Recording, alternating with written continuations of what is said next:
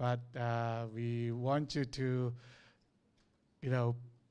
be happy with our session. Hopefully our session can energize you up to get the afternoon being a fruitful and successful, session for you.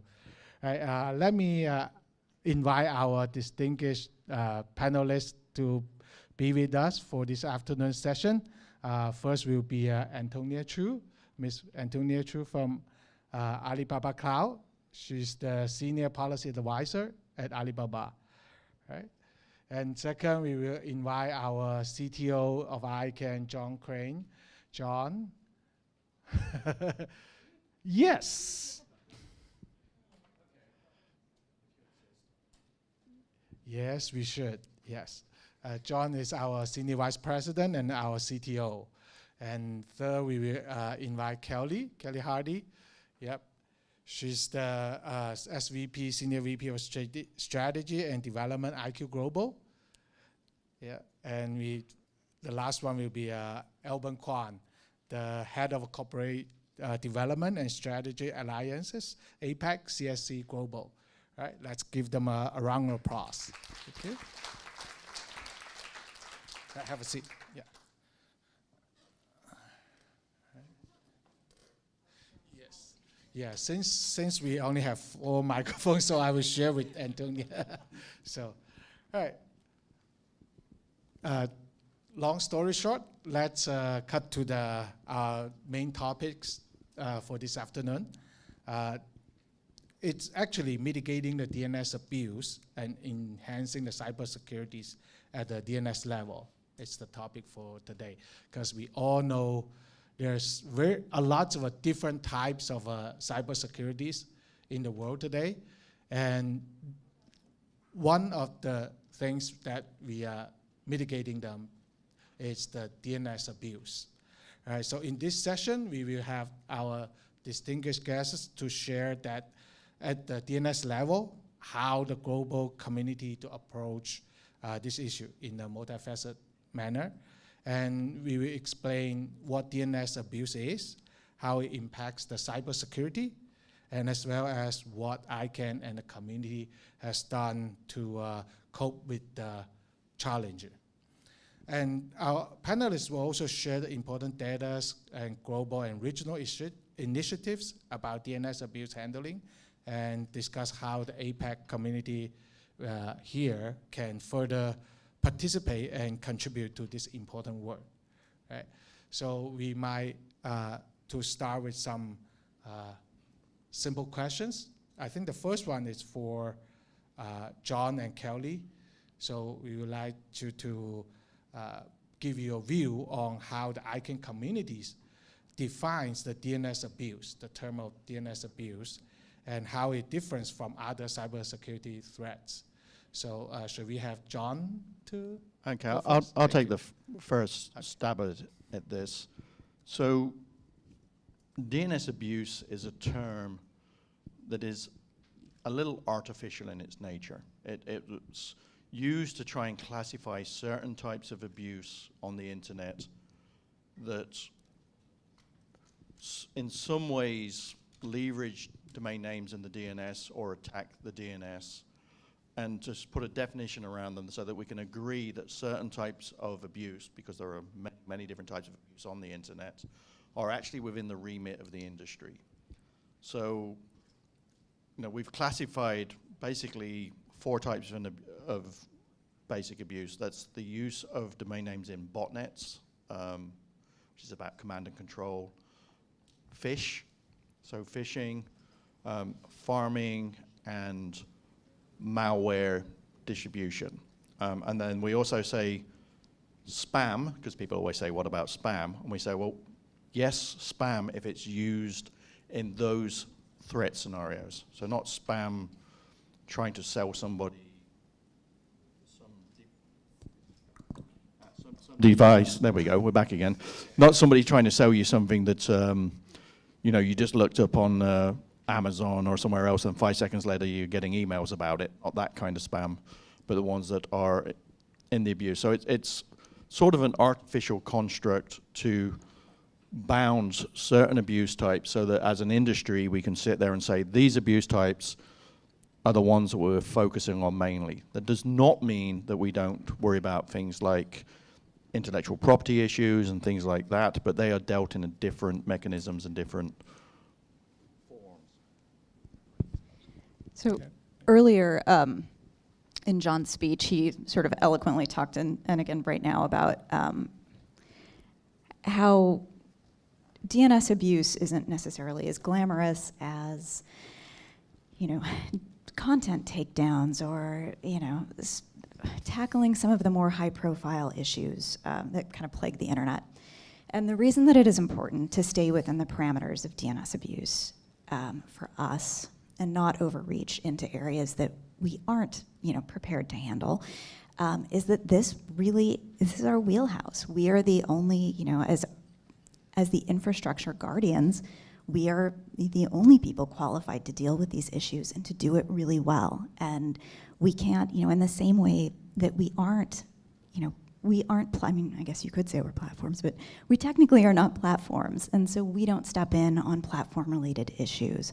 And you're not going to have a large, you know, you're not going to have Twitter deciding to take on DNS abuse or, you know, any other large social platform. This is for us, and so it's up to us as a community to handle it. Thank you, John and Kelly. So I think it's very important to define this artificial word well, so the industry can actually put some work on it, right? If we either intentionally or unintentionally expand the meaning of this definition a lot, we might not get anything done. It could be, you know, different perceptions and couldn't get anything done. So appreciate John and Kelly on this.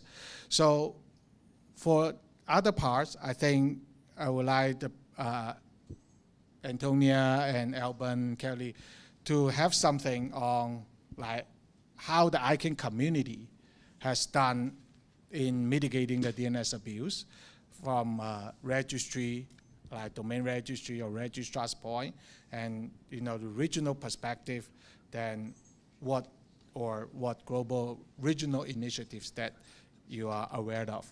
So I think since Antonia is close to me, I will let her to go first. Right? Oh, well, sitting next to you actually makes me nervous. Okay, thank you, Howard. Howard already mentioned that today we are talking about ICANN community, how ICANN community cope with DNS abuse.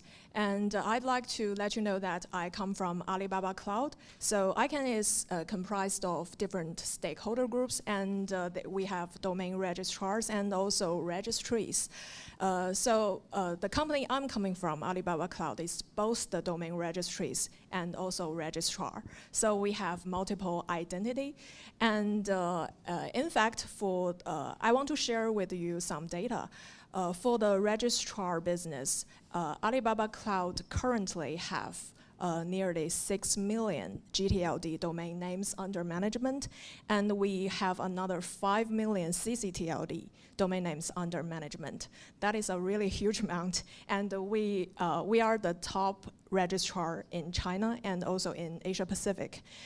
Every day or even every second, we receive countless of reports from different parties, from different reporters to let us know that, well, the domain name you are managing is have some suspicious abusive activities, and so actually we are under a lot of pressure to handle and take care of all these reports. So I'd like to share with you some practices we have been done during the past few years. We have a hybrid platform, online platform for all the reporters. They can just simply send their reports through this platform, and there are web forms. And it's classified into different types because, such as if you are reporting spam issues, and you can use there are different tags, and you can just choose which one you'd like to report, which category can it fall into. And we will use this platform to let the reporters know what kind of materials or evidences we need so as to prove or help us to certify whether these activities or behavior is real. And then we have a dedicated security team to check, to monitor all these reports from time to time. And we have a standard procedure which is already published on the platform for all the reporters to know. And yes, this is what we do for the reporting. And on the other hand, we also have a monitoring system which is developed by our security team to check all the domains.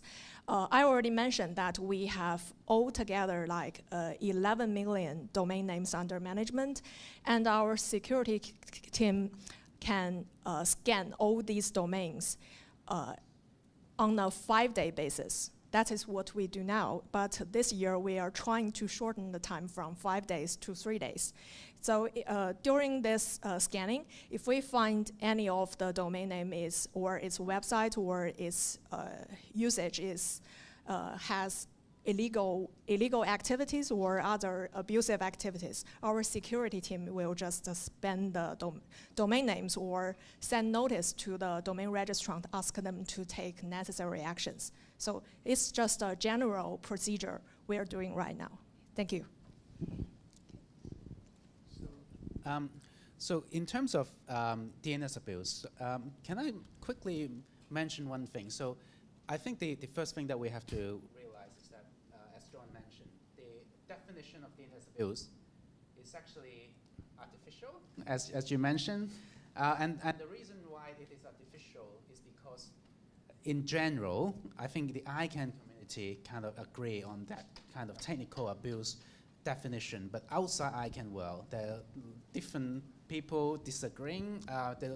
The most recent one would be INTA, the International Trademark Association, come up with different definition of DNS abuse.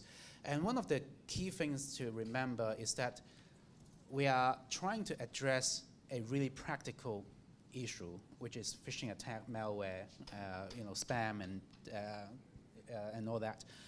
And I think one of the highlight in one of the recent ICANN meeting by the CIA is that they released a report with a graph that show phishing attacks increasing. They calculate by different measurements, whereas we, in the domain industry, we also have another report in terms of data that show a reduction in DNS abuse. So as long as we have a different trend line, we are not going to have an agreement on the definition. So I think in some way, I would slightly disagree on the importance of finding a definition, because I think we can never agree on a definition.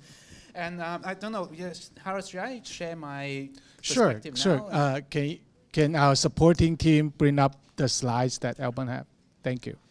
So one of the things that to address Howard's original, thank you. Yeah. Original question is that what are we doing in terms of cooperation in the industry? So this is one of the highlights, and I would like to say this first because CSC and TWNIC actually established an agreement to address DNS abuse. As you probably know, TWNIC and .Asia first signed such a trusted notifier agreement, and we are going to sign with TWNIC to address this. I think a commercial cooperation would be extremely important, because by definition, ICANN cannot deal with anything to do with content. But if you have a phishing attack, there needs to be content in order to qualify as a phishing attack. So this is an intrinsic difficulty. So what I'm going to propose, this is the graph, but I won't show it. Now, the problem is that I want to propose is, this is a commercial problem. We have to view it as a commercial problem. The problem is that when the phisher create a phishing attacks, it creates some kind of harm, some kind of cost to the brand. that they're attacking. Now that brand would be costing money in terms of, you know, my customer being harmed, I have to spend money doing anti-phishing monitoring, takedown and whatnot. Now what they have to do is that, you know, they are experiencing too many phishing. So they probably going to engage a provider, a law firm or whatnot, to actually go and take down the phishing attacks. So a large volume of takedown are being done by, you know, different providers. So the cost is being transferred away from the brand owners into the takedown community. And this cost is going to be transferred into the registrar community. And they have no way to transfer that cost any further because they have to spend the money to hire a lot of people doing abuse contact. One of the largest registrars, I won't name them, but I think in one of the ICANN meeting, they mentioned that, you know, they're only able to deal with 7% of all the complaints. So this is the problem that we're facing. It's not the lack of willingness to deal with this. It's that commercially, I cannot justify hire 100 people just to deal with abuse complaint because they are running a business. So this is, if we see this as a commercial problem, then we have to find a commercial solution to the problem. And this is what I am trying to create together with Asia and possibly others as well, because we as a community don't need to deal with the definition of DNS abuse. The registrar is most likely a hosting provider which is dealing with content as well. So we have to deal with this nevertheless. So why don't we establish some kind of system to reverse the cost? So let's just say that we have a registrar receive a huge amount of cost on dealing with this. Let's transfer the cost back up to the food chain, the takedown providers, you know, transform that into efficiency, pass that back down into the brand owners, and then ultimately pass that down to the infringer, who it needs to incur the cost because their phishing attack now only lasts a day, and they cannot earn the money that they need to earn. So we haven't really got into this commercial discussion a lot. We are really focusing on the definition. And one of the things I don't like, to be honest, is that we focus too much on social responsibility when it comes to DNS abuse. We always blame registry for the lack of social responsibility. But in fact, we have social responsibility. We are trying our best to spend the money to deal with the DNS abuse, but we cannot commercially justify that cost. So this is the perspective I would like to propose. You know, we as a community, we need to work better with cybersecurity community, with the commercial world, to reverse DNS abuse from a commercial perspective. Cool. Thank you. That's it. Yep. Thank you, Alban, for this very or new perspective on this. It's always place to work on. I think John may have some comments to your comments. So. Yeah, so, and then I'm going to give it to Kelly because I know she's in the queue before me. So that's one perspective.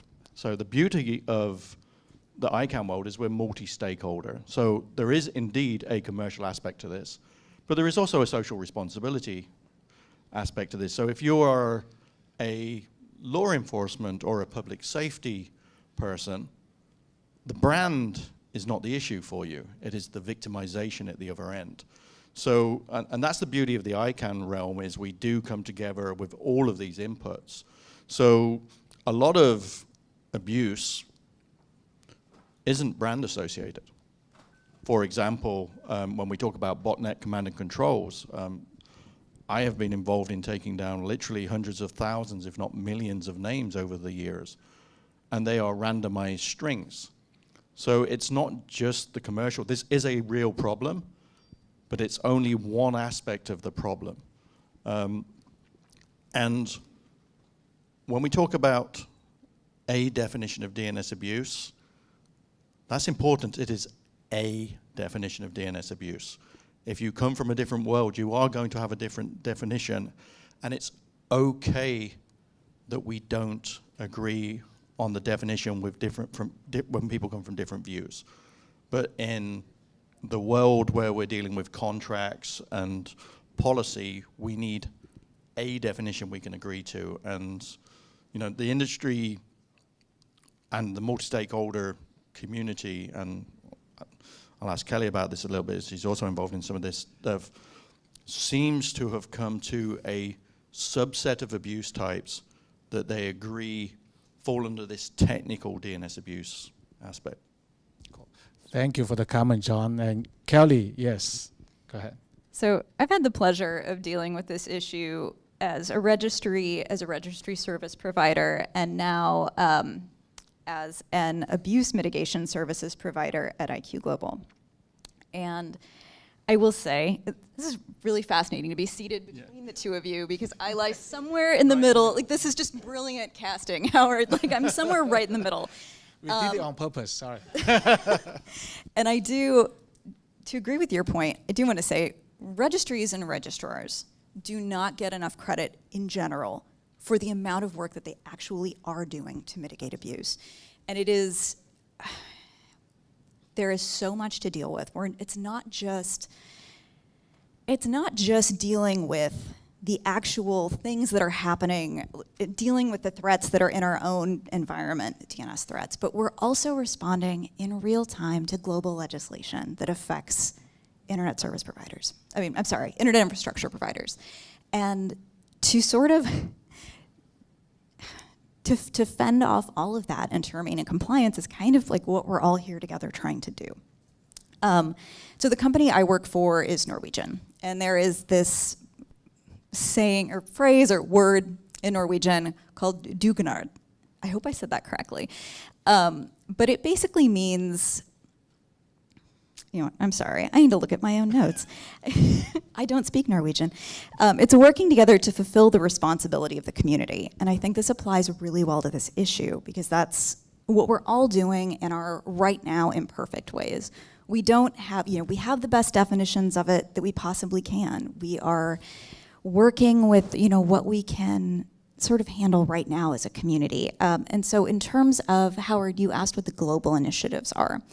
So the very first step towards getting to where we are now was the registrar global framework for abuse. You know, we worked on that a couple years ago, and we all kind of, you know, got together and decided globally, here are the things that we agree are unacceptable. And so that was sort of the first step. And then this year, we've got the RRA amendment process, where we have, you know, once again defined what DNS abuse is and sort of what our minimum mitigating steps are going to be as a global community.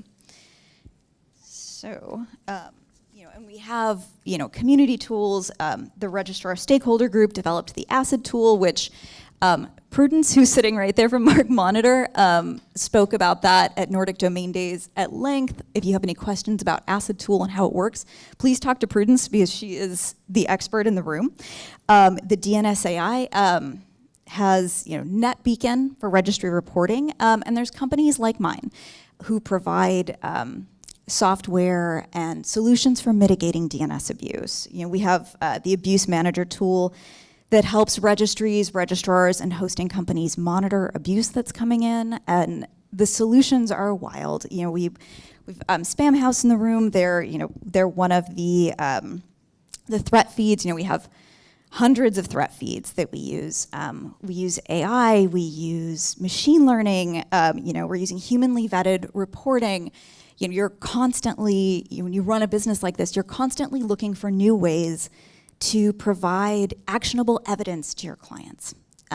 Because this is a tough issue. You know, we're dealing with really complicated stuff, and, you know, to the point of everyone earlier who was talking about AI, it's fundamentally changing what the landscape of this is, both from a mitigation perspective, because we can use it to clean up the mess, but also from a threat perspective.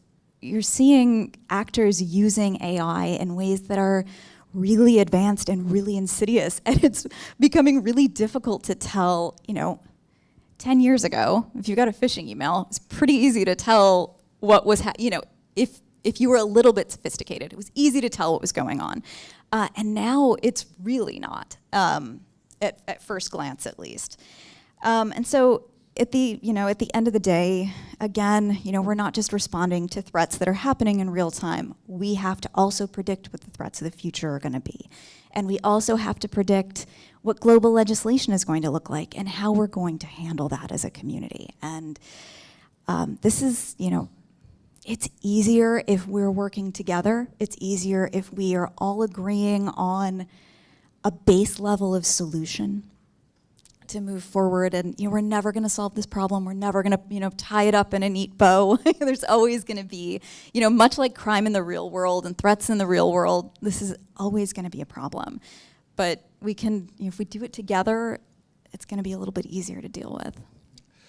Cool, thank you, Kelly. And actually, all you guys saying about what you guys have been done makes me feel like I have to have John to give us some introduction, like what ICANN has done on this issue. It's not like just the community has done things, we didn't do anything.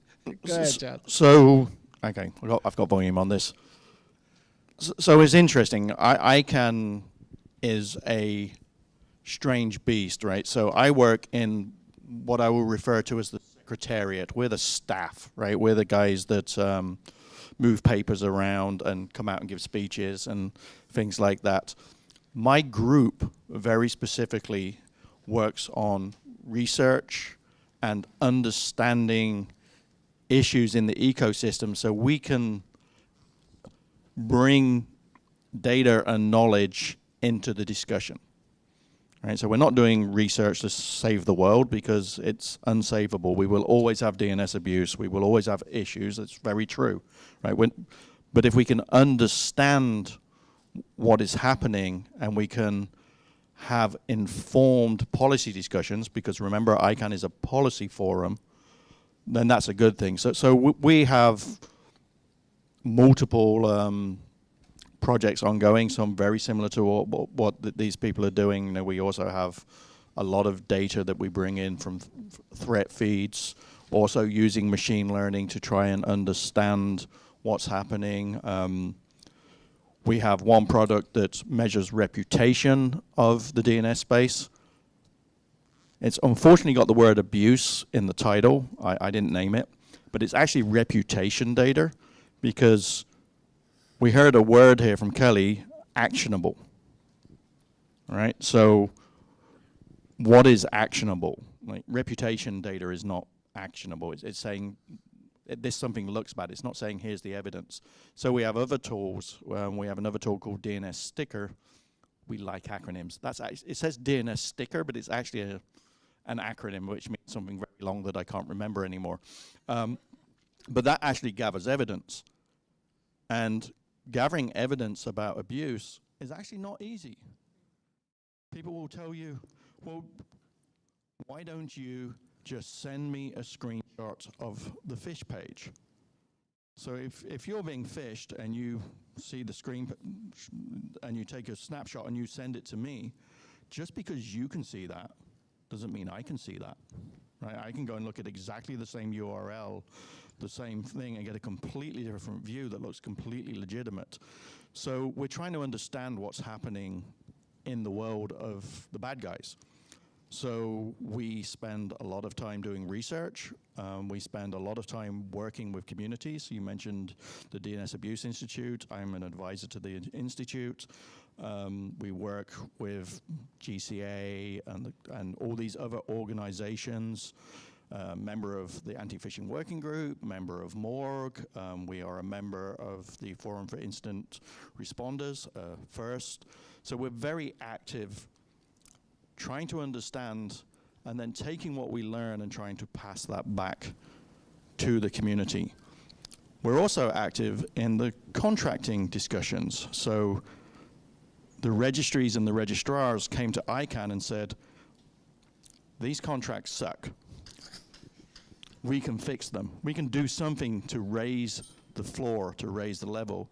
And the contracted parties came and said, why don't we add, because oddly enough, this was not in the contracts, an obligation to actually mitigate abuse. And they've done that. We've got it in the contractual language, and now it's going to go to vote. And if you look at organizations that we work with, a lot of the contracted parties are also involved. So it's very true that there's a lot of work going on here, and you will always hear the negative. You will always hear how bad the world is, not just on the internet and the DNS, but in general. And people will not necessarily tell you about all the good work that's going on. So it's good that we're hearing about that. So you know, we're very active. We have a lot of sessions on this. We come to things like this, but also the contracted parties are also very active. Thank you, John. And I totally agree with you. There's a lot of good work behind the scene. And it, just as you just mentioned, like actionable. You give an example, like when the different people look at the same URL, it does not come out with the same result. It's because it, like Kelly said, with all those support, they're becoming a lot more sophisticated. Like the same URL, they will identify the origination of the request. And then they pop up different contents. Like say, if it's from Hong Kong, it could be like if the request from Hong Kong, it could be a fish page. But if you from a China mainland, a request from the China mainland, it will be totally just fine because they detect and give you different contents on that. So it's just a larger work. It's never ending. Yeah, there's a Chinese saying on that. It's called 道高一尺，魔高一丈. It means you bring the good one to here, the bad guy's going up here again, then you going up, and it's just a never-ending cat and mouse game sometimes. So, and both John and Kelly mentioned that the RA and RA amendments. So I would like, because Ali Cloud and also CSC are both the country parties of ICANN, so I would like to hear you two to give your opinion on the RAA and RA change, like what's been changed and how do you feel about it? Actually, I'm not sure how many on-premise know what RA and RAA means. I'm sorry that there are so many acronyms within the ICANN community. Yeah, that's true, sorry. Yeah, let me explain that RA stands for Registry Agreement, and RAA is the Registrar Accreditation Agreement. And there's another term, CPH, Contracted Party House, which refers to registries and the registrars, because registries and the registrars have contract with ICANN. So that's why we normally just use a contracted party to refer to registries and the registrars. Kelly already mentioned that actually before the RAA and the RA amendment process began, registries and the registrars are already done a lot of work to voluntarily mitigating DNS abuse. And in fact, Kelly also mentioned that it is very necessary to raise the ground floor for the registrars and the registries. And so during the past, I think it's over 6 months, and the contracted party have been working with ICANN to negotiating how to revise this contract, and we are making progress, and the agreement is already made. I think it's 2 weeks ago in DC during the most recent ICANN meeting. CPH and also ICANN held a readout session, an outreach session to let the whole community know about the progress. And I think right now the amendment is under public comment. So if you are interested to know what exactly has been revised, you can just visit ICANN's website and to check these updates. And if you have any comment, of course, you can just submit them to ICANN. And after the public comment closed, I think it's next week, and ICANN and the contracted party will see whether there's further amendment need to the current version, and if not, these amendments will just go to the voting process for the entire registries and the registrar community to decide whether they approve these amendments. So.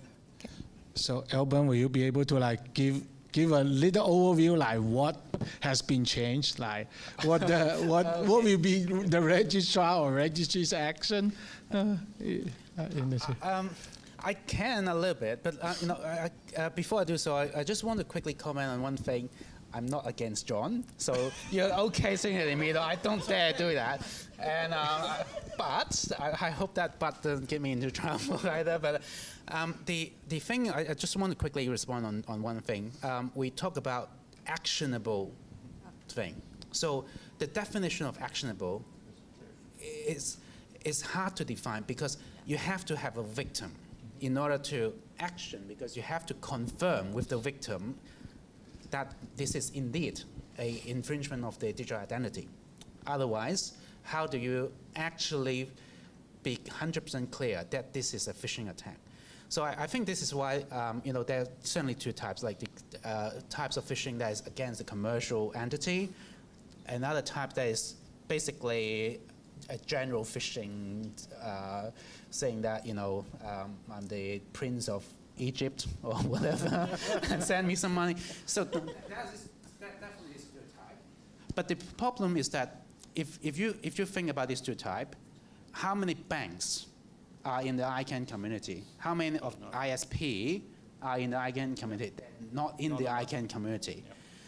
So how do we maintain a multi-stakeholder model that actually really address the DNS abuse issue? They are definitely stakeholder. This is one of the reasons why I have been encouraged some of our customers, hey, come and listen to the problem, because it's really related to you on a daily basis. And even if you talk about the general type, we are working, we're a member of the Global Anti-Scam Alliance, GAZAT. I asked the guy in charge, are you part of ICANN community? I'm not familiar with ICANN. So that's the thing. We haven't got enough stakeholder from the community to address this. So this is one of the comments that I want to express. We have to get more people to talk about this issue in order to find the right solution. And the other thing regarding the whether the ICANN contract change is beneficial or not, my comments honestly is yes and no, because anything that we have to do with ICANN proactively asking for more contribution would be good.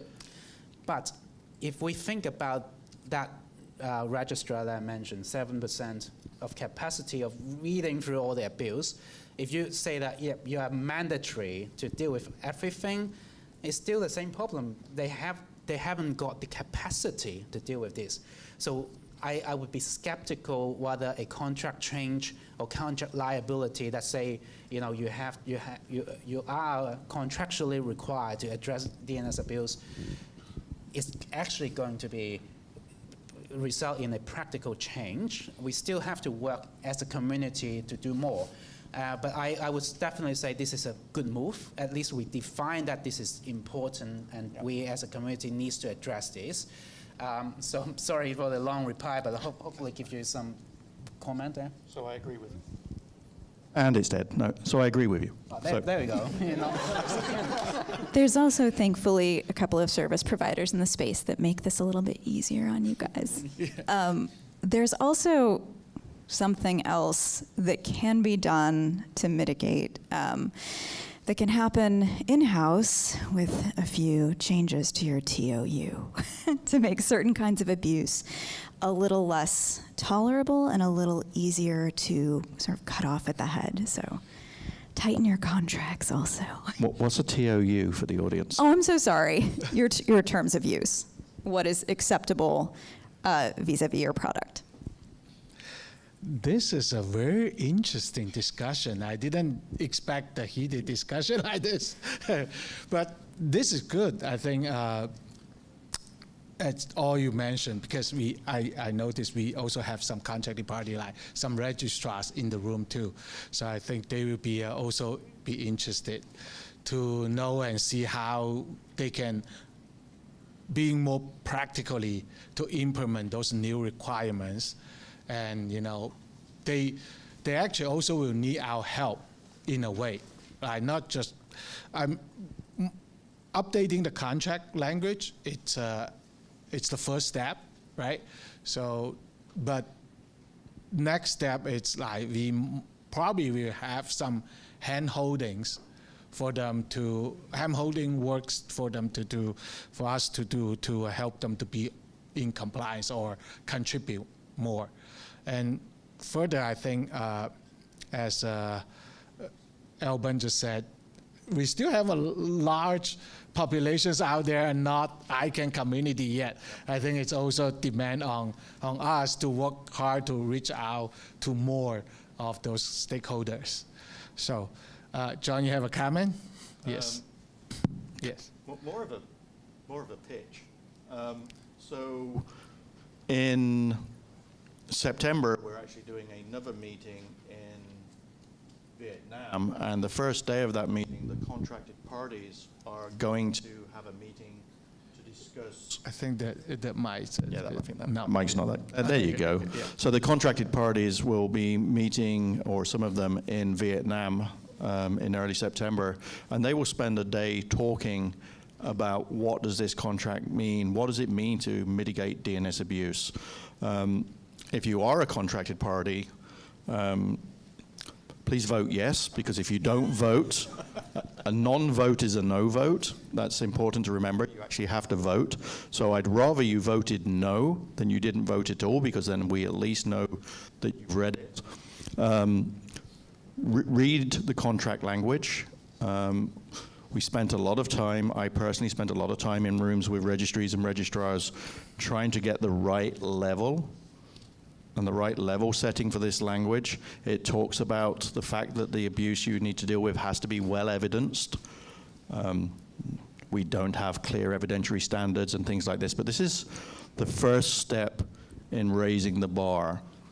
And there will be more discussions in the community about what else we can do going forward. A lot of the comments I've received is, this is great, but more needs to happen. And I said, if you're going to give a public comment, then that's a good public comment, but not, oh, you can't do this because more needs to happen. This is the first step. And I think we should commend the industry that has stepped forward and said, we need to make this first step. So if you are contracted party and you're interested in what this means for contracted parties, do come to Vietnam. If you're not contracted party, come to Vietnam anyway. I hear it's going to be really good. We're going to have a lot of highly technical conversations at that conference together with the DNS Operations Analytics and Research Center, DNS OARC. I'm trying not to do acronyms.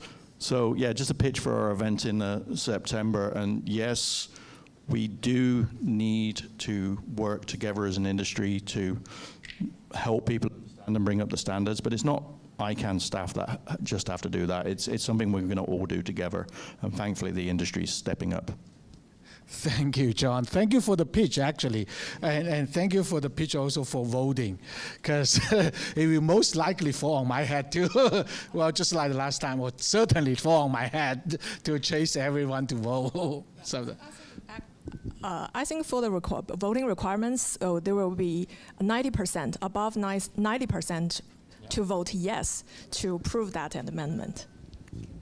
yes, we just had been through that with the RDAP amendment, say the new WHOIS protocol amendment in March or April, but it was a hard work. It was a hard work to have everyone to make the vote and pass the 90% threshold. It's very difficult, I would say. And thank you for the pitch. I will keep pitching until we finish the vote. So I think we have been discussed this quite thoroughly. So I think I would like to open the Q&A session for the floor and see if anyone has any questions or comments. Yeah. Also open the Q&A from online. So yes. So go ahead. Oh.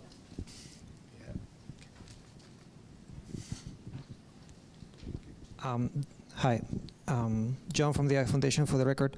My question is to John. Can you please confirm the event that you mentioned is the ICANN DNS Symposium in Da Nang on the 5th of September? That's the correct one? That's the one, yes. Okay, thank you. Anyone else?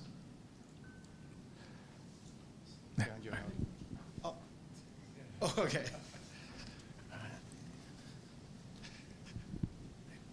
Hi, my name's Peter from Outer. Kelly, you mentioned the terms of use needs to be strengthened. Who are you referring? Whose terms of use are you suggesting needs to be strengthened? I'm sorry. Thank you for asking. I'm referring to registry and registrar terms of use. Okay.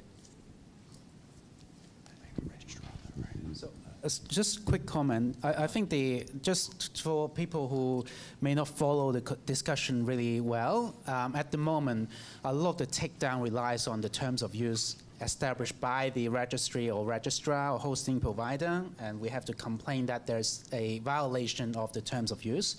So a clearer and better written terms of use would be really helpful in terms of phishing takedowns or abuse takedown in general. Just Okay. randomly give the microphone. Sure. I was like, who never either raised their hand or like hiding their face. That's another question. No, it's all okay. Oh yeah. I think I'll get Carol first. All right. So couple of things of feedback. I hear that if there's only 7% capacity to deal with. Who are you? Yeah, is this working? Yeah. Okay. Right. Yeah. Karel Bitter, Spamhaus. So 7% capacity to only deal with 7% of the issues. Raise the prices. Cost of doing business. And if the rest of the industry says, we don't make any money anymore, no, everybody needs to raise the price. The domains can be more expensive. Another thing is know your customer processes. In the rest of the world, where like financial industry, insurance, there are very strict regulations around knowing who you do business with, and that is something that I think the registrar community could learn a lot from. So that's something I would like to hear more of. So yeah, I think there's a lot of opportunity to be had there because the best way of dealing with abuse is to make it not happen in the first place.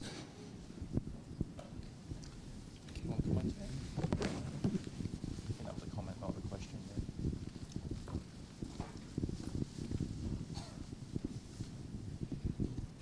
John from the AI Foundation, for the record again. We've been discussing about the different categorizations for DNS abuse that pretty much have to do with some technical elements, but I was wondering if at some point there's been any conversation on expanding this to anything that has to do, or tangentially even, on content moderation, which I'll be very, very concerned about. So if you read ICANN's bylaws, there is a very specific carve-out's not the right word. It's a, I don't even know how to say it. It's basically Section 1.1. Yeah. Yeah, exactly. We cannot deal with content. So that is not what I've been hearing lately when it comes to our RVCs and so forth. So I'm a bit concerned about whether an amendment on the bylaws might be on the way. So not today. Okay. There is no proposed amendment to the bylaws. So you're talking about things like in the RV PICs and RVCs, Yep. and will there be special things for content? Not without a major bylaws change. Mm-hmm. So that's a really interesting conversation, and it's one that is. We've also heard some of these things about people want to do this kind of attributes in the PICs and stuff. And Yeah. These are around.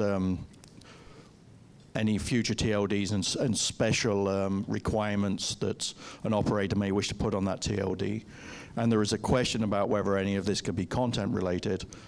From an ICANN perspective, it would require a bylaws change. So there is nothing in motion at the moment, but So that discussion is happening in corridors and rumors as far as I can tell. Yeah, and I heard there was quite some substantial conversation happening in Washington in the last ICANN meeting. That's the information that I'm getting. I wasn't there. Yeah, I wasn't in every meeting room, so Yeah, there might have yeah. been. I don't know if any of the registry. Yeah, but what I was thinking about, so that's one side of the situation. But then, would at some point would you imagine that DNS abuse as a concept would also be extended to abusing DNS in order to further contain that might be objectionable for certain parties? So that sounds like content to me when it's and we try to not go into things that are somebody's opinion of something being bad or not, and rather things that are. This is why we have this narrow broadband. Never say never, but any kind of change like that would have to go through the whole community process. So, and I've not seen those discussions happening at the moment, but I'm not in every meeting, so I don't know if. Yeah, perfect. Are you also, are you possibly referring to not things that are happening within the ICANN community, but larger, like global legislation talks by any chance? Because there's a few like little things percolating sort of like here and there that I could see you speaking to, and that's, those are conversations that aren't happening in the ICANN. I mean, we talk about how we could not have to deal with those things, but is that what you're referring to? No, the information that I got was specifically from a readout from NCOOC that I was attending a few days ago. Because of the time difference, I'm based in Malaysia, so Washington was the time killer for me, and I wasn't able to be in as many sessions as I wanted.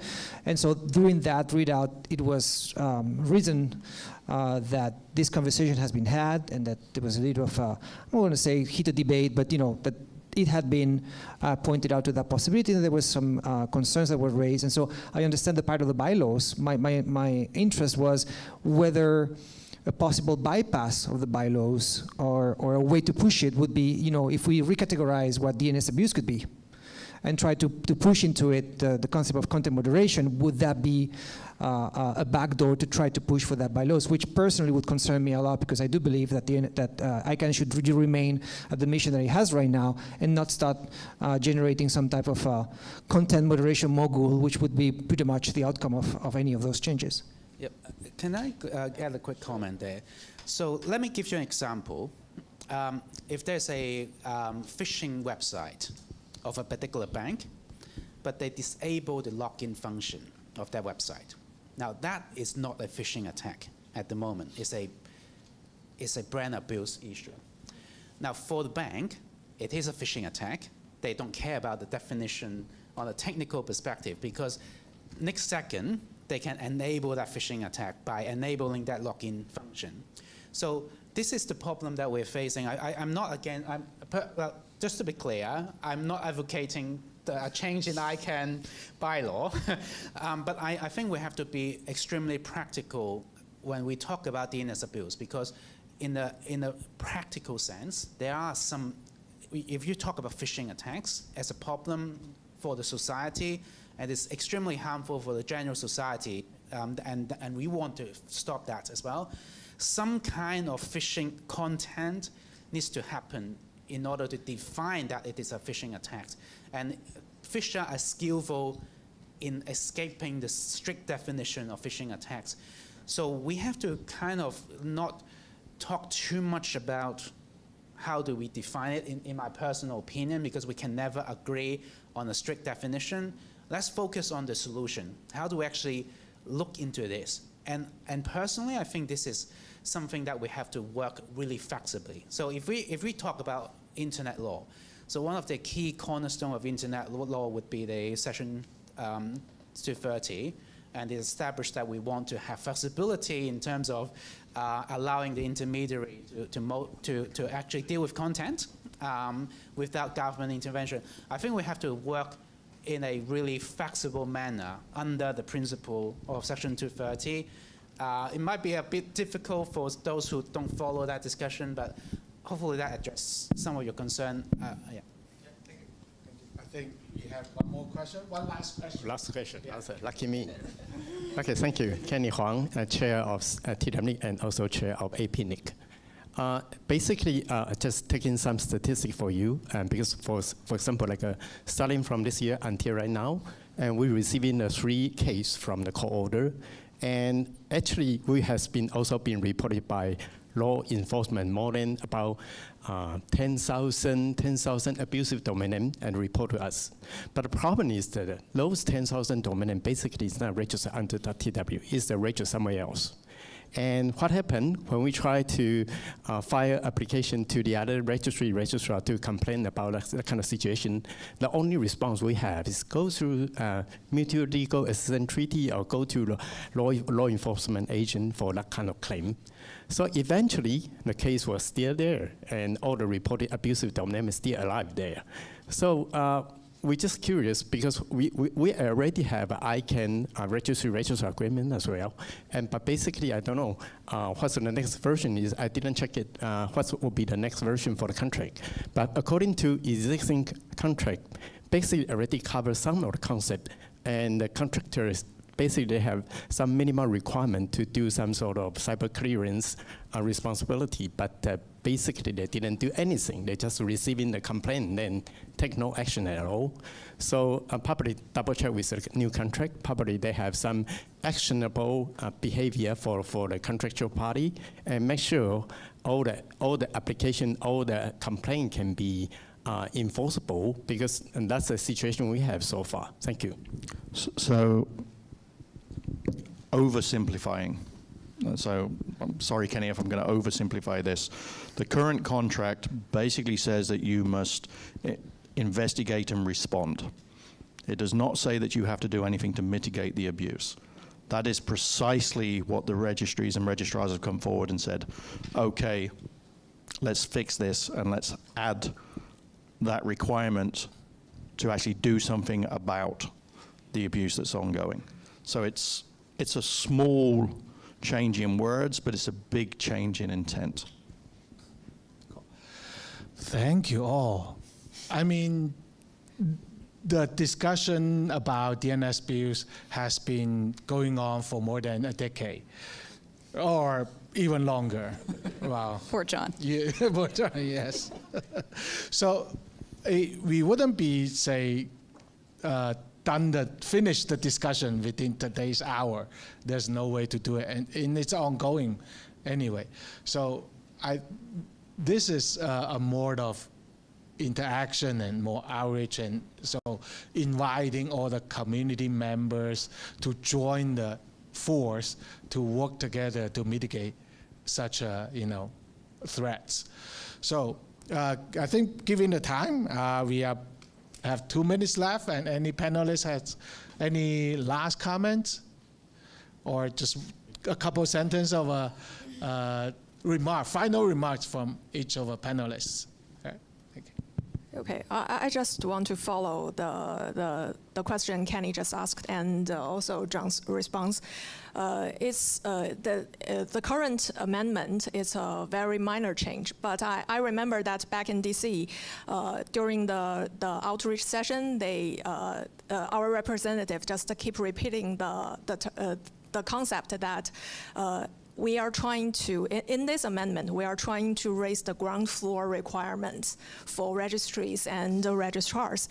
And back then, the contractual obligation is a little bit vague, but for the new version, it's registrars and the registries, if they have clear evidence, they are asked to take very direct and clear action to stop or mitigate the abuse. So that's the major change. And I'm sure it's, of course, it's just a first step, but I'm sure that for the community and for the contracted parties, we are confident that in the future, we will try to improve how we handle all of these from this point. And yes. I don't think I have any final comments apart from thank you, everybody. There's no final for you. No. There's no final. Kelly, please. I guess my takeaway is, we all need to do this together and come to some sort of a very tenuous agreement on how we're going to do that. So my comment is that I think we have to remember DNS Abuse expand beyond ICANN. Hosting provider, ISPs, commercial world needs to get involved. And I believe this is something that we have to address, to remember that this is something that we have to help especially the registrar community, to be honest, that we have to find a way to reduce the cost for dealing with abuse. Because as long as cost is being absorbed by the community, you will never find a solution, because it is ultimately a resource problem, so a cost problem. And if we are able to work as a community to work beyond ICANN community as well, to establish more of these trusted notifier. Thank you, Kenny, for signing with us as well. More of this to privately establish protocol to quickly transfer costs away from the end provider. We may be able to work something out together. I think that's the closing comment. Thank you. Thank you all the panelists and all the colleagues that joined us this afternoon. Thank you. I think we can adjourn the session. Thank you.